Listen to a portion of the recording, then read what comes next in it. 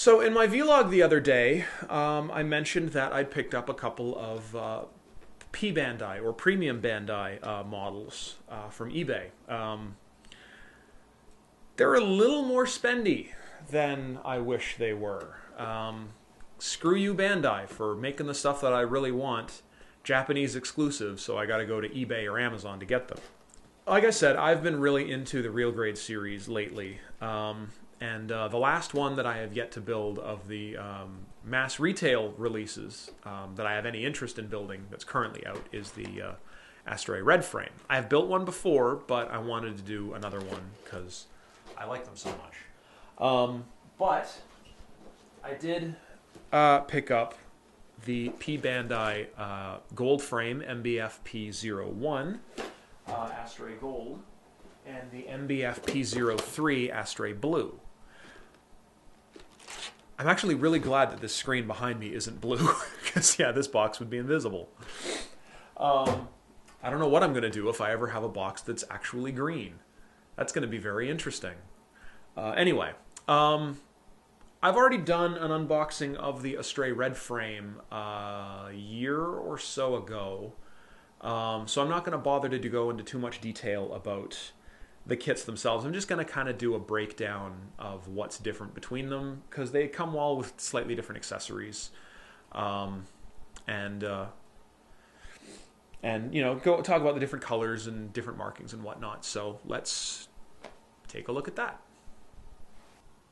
So yeah, here we have the three Astrays, the red, gold, and blue.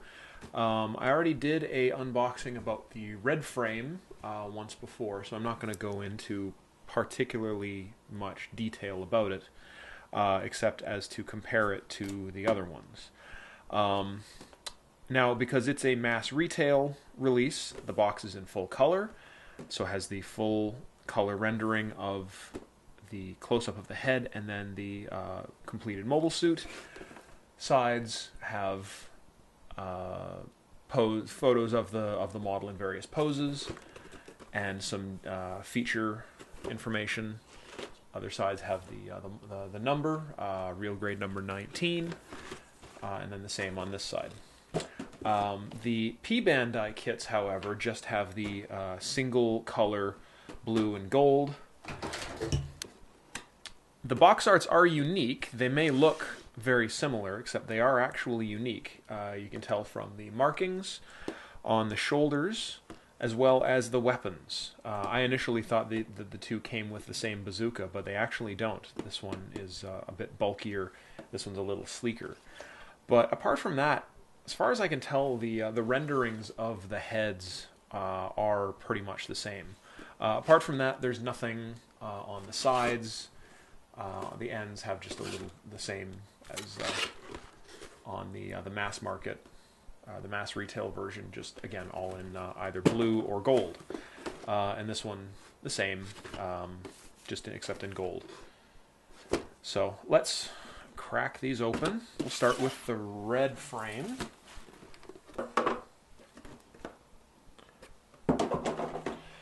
Additionally, worth mentioning, on the retail versions, they have kind of this history of the mobile suit in model kits. So here you've got, this would be the master grade version, and then the perfect grade version, the old high grade, I think this is the 1/44th scale version, and then a super deformed or like BB Senshi type. While the exclusives do not have any of that on there. So let's take a look at what we got. Here we have the A runner, which appears to be identical for all three. I don't see any molding differences or any areas on one that were gated off on another. In fact, right down to the colors, it all appears to be the same. You got the clear green for the eyes and lenses. You got the red for the chin, parts of the face, the white for the leg and arm armors and shoulders, as well as the beam saber blades.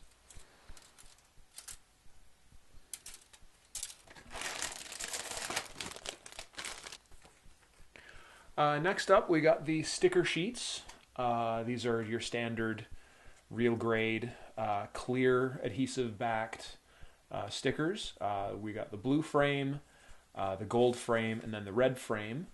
They appear to be largely identical, aside from the color on the red and gold and blue portions.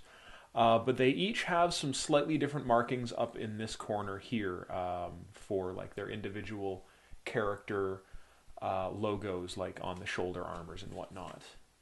But apart from that, yeah, aside from the colors being slightly different, they appear to be basically the same printing.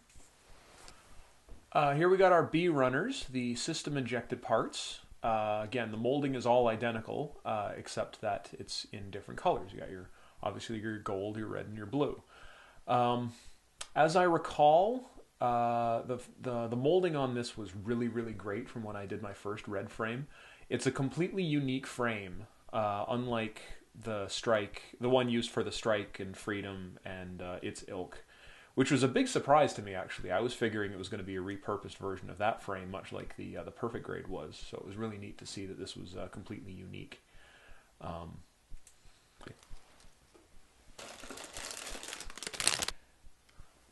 Just very quickly, here's the unique weapon part for the red frame. This is the blade for the Gerbera Straight with very lovely chrome.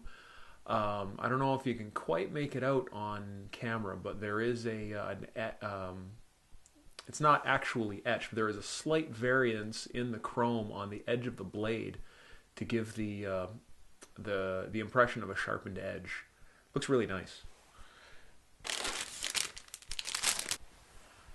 The H runner, which is the mid section, the waist area, is identical for all three kits.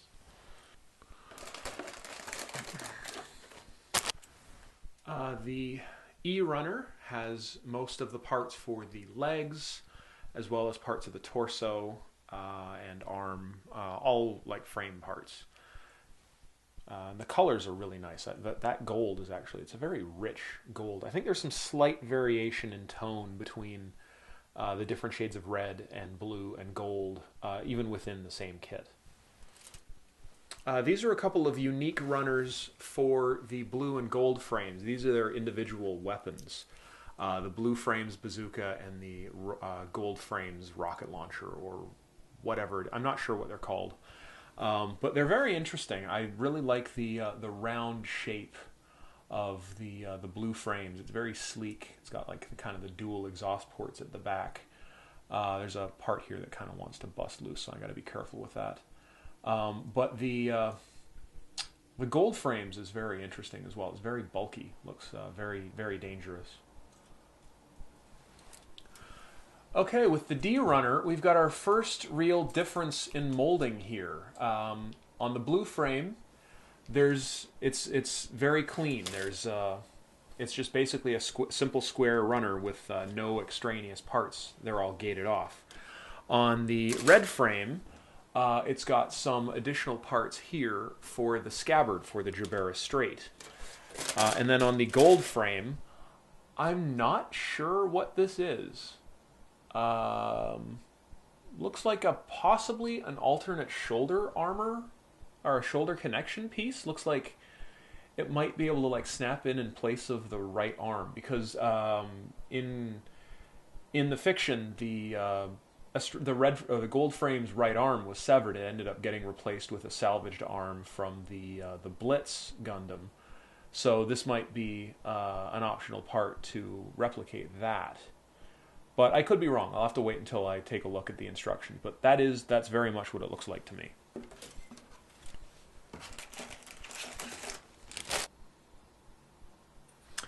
Okay, with the C runner, again, we've got some very slight variations between the two.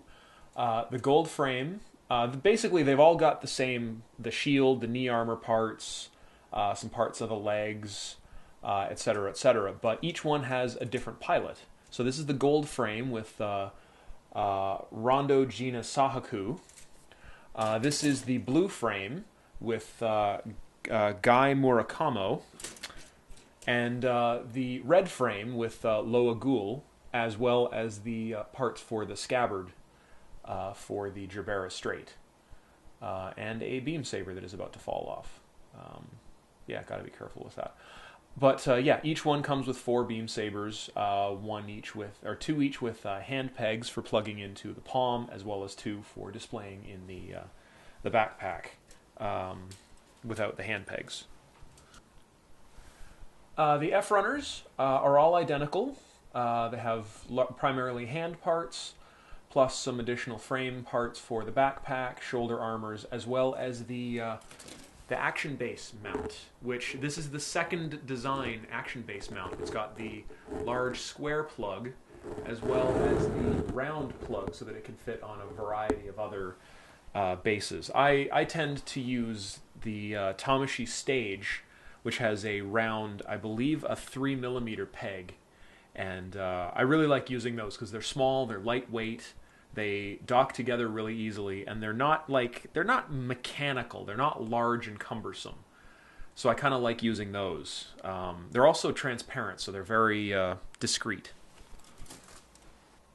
And we got one more unique runner. This is just a very small bit for the gold, or for the red frame. These are the last few parts for the Jabera Straight. This is this part here is the pommel, this is the wrist guard, and this is the end cap for the scabbard. And last but not least, we have the G runner, or I should say G1 runner. I'm not sure if there's even a G2 runner, but it's identical between the blue and the gold frames, having the beam rifle, chest plate, main plate for the armor, parts for the feet, maybe? Yeah, it must be. The Astrays have black feet, that's right. Backpack, parts for the head. But the red frame has one additional part. That would be the hand grip for the Jabera Straight.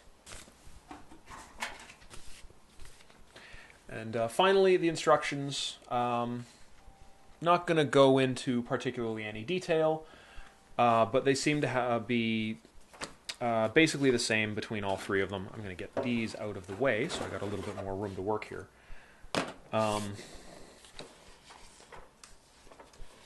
They are standard real grade, printed largely in black and white with a little bit of highlight color.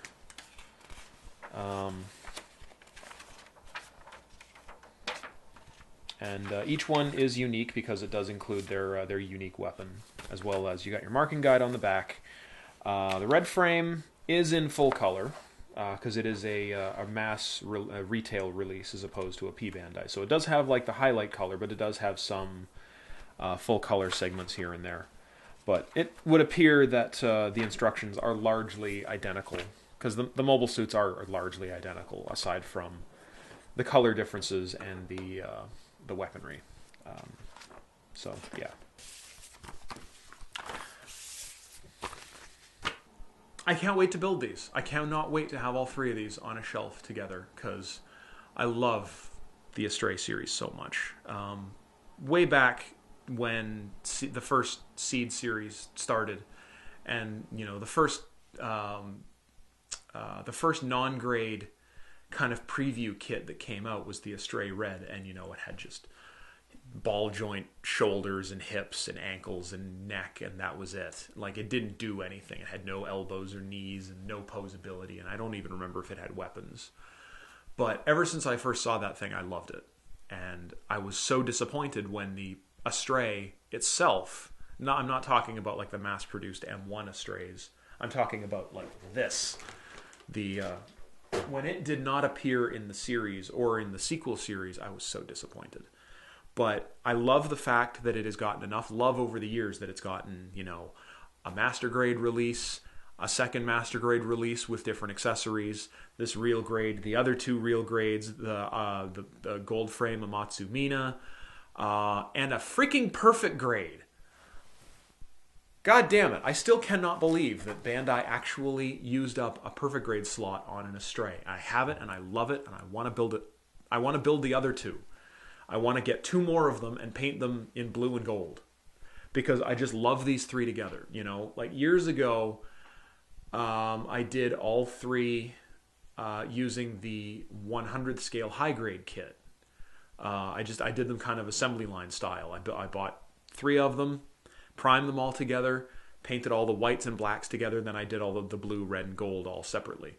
And they looked great. Putting them all together, they looked great. And I wish I still had them. Because it would be great to have like all the different eras, you know, go back and get like the non-grade kits and do them together, and then do like the high grade in both scales, and then the perfect grade and the master grade and the real grades, and have them all just lined up together. Would look super cool. But that's not really practical. So I've got these 3. I've got the perfect grade. I've got... I haven't ordered them. I don't have a master grade Astray yet. I need to get one. But again, premium Bandai is the only way to get this version of the red.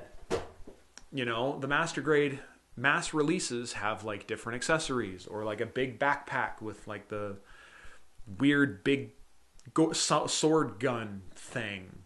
I don't get it. I wish they had just released the basic Astray with the Jabera straight sword, the regular shield, and the beam rifle as a mass release, but they didn't. They released it as premium Bandai. And anyway, whatever. It's not super expensive. I got a lead on a couple of them on eBay and Amazon for not much more than retail.